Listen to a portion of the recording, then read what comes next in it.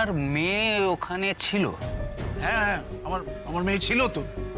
ওই তো ডাকাতি হয়েছে একটা বাসে আর একটা গাড়িতে, তো সেই গাড়িতেই তো আমার মেয়ে আর জামাই ছিল।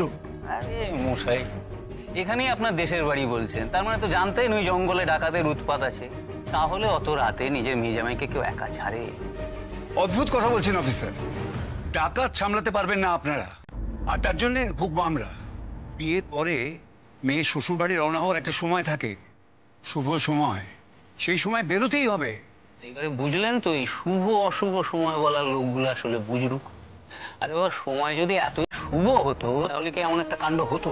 প্লিজ অফিসার, আপনার এই কথাগুলো থামান তো। রিচুয়ালের জ্ঞান শুনতে আমরা এখানে আপনার কাছে আসিনি।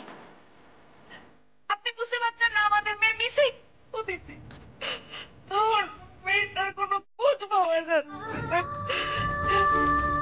আমরা আপনাদের কাছে একটা মিসিং রিপোর্ট করাতে এসেছি, আর আপনারা মজা করছেন। আপনারা আমাদের মনের কথাটা বুঝতে পারছেন না। আমার মেয়ে হারিয়ে গেছে, আমার একমাত্র সন্তান।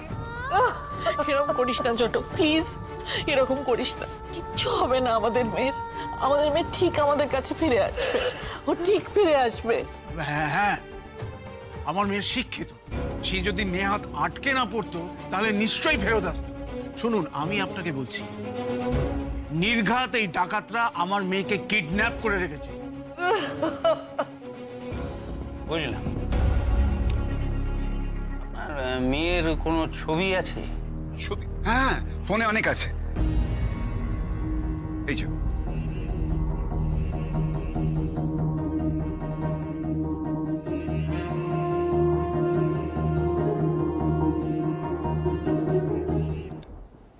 রাজবন্তী, আমার লাজু, তুমি কি একেবারেই হারিয়ে গেলে আমার জীবন থেকে? আমি যে তোমারে ভুলতে পারছি না কেউ।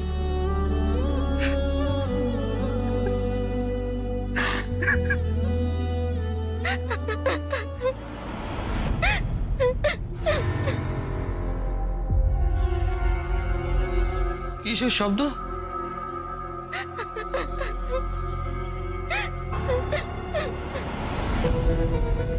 ভূত পিরেতের আনাগোনা তো নেই এখানে, তবেও কিসের শব্দ?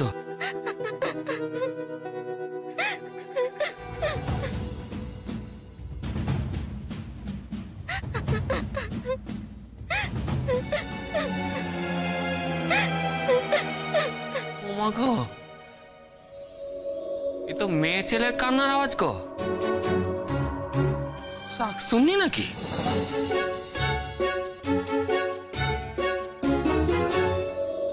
না, দেখবো নি, আমি ঘরে যাই। বেশি সাহস দেখিয়ে আমার কাম নাই, ঘরে যাই।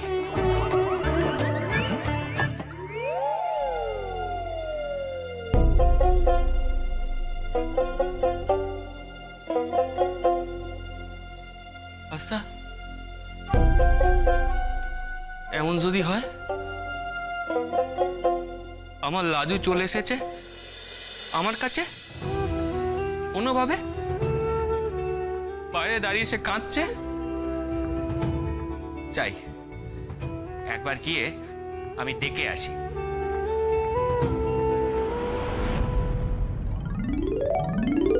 ছোট, কি হলো বল দেখি? জানি না দিদি ভাই, বুঝতে পারছি না।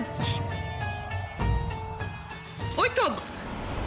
আচ্ছা, তোমাদের এত দেরি হলো কেন বলো তো? আরে আমরা তো তখন থেকে জিজ্ঞেস করছি কেন এত দেরি হচ্ছে। ফোন করলে ফোন ধরছো না, তোমাদের না এই এক সমস্যা। আরে বাবা, তোমাদের সবার ফোন তো আর একসাথে বিকল হয়ে যায়নি। কি হয়েছে বলবে তো, চুপ করে আছো কেন? চুপ করো না, এত কথা বলছো কেন তোমরা? প্রাণ নিয়ে ফিরতে পেরেছে এটাই অনেক। প্রাণ নিয়ে ফিরে আসতে পেরেছে এই অনেক? মানে কি হয়েছে? কি ওখানে কোনো ঝামেলা হয়েছে? ঝামেলা করেছে ওরা? যেমন স্ট্যান্ডার্ড তেমনই তো হবে। অজগায়ের একটা মেয়ে, তার পরিবারটাকে কি দিয়েছে? আমাদের গাড়ি ফাড়ি আমাদেরকে দেখে ওদের মনে হচ্ছে যেমন করে ফাঁসাতে হবে। তারপর কি হয়েছে কি বল, তারপর কি? তারপরটা আমি বলছি।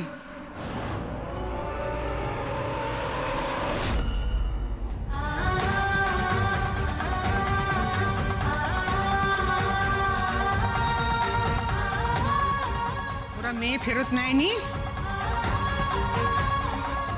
আমাদের সাথে করে নিয়ে চলে আসতে হয়েছে। আরে মামার বাড়ির আবদার নাকি? নেই মানে আপনারা জোর করে রেখে আসতে পারেননি? মা, জোর করে রেখে আসতে গেলে আমার প্রাণটা চলে যেত। সেটা কি খুব ভালো হতো? গ্রামের সব লোকেরা একটাই কথা বলে যাচ্ছে, রাত্রিবেলায় বাড়ি নিয়ে গেছে। মানে রাত্রিবেলায় জানার পর আমরা কেন ওদেরকে জানাইনি?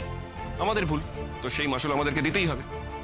আর মাসুলটা হলো বিয়ে করে বইয়ের সম্মান দিতে হবে। মানে আবদার করার কোনো জায়গা পায়, এদের আবদার না ঘুচিয়ে দিতে হয়। পুলিশকে বলবো, এবার পুলিশও বলবে একে সারা রাত কেন ফেরত দেননি।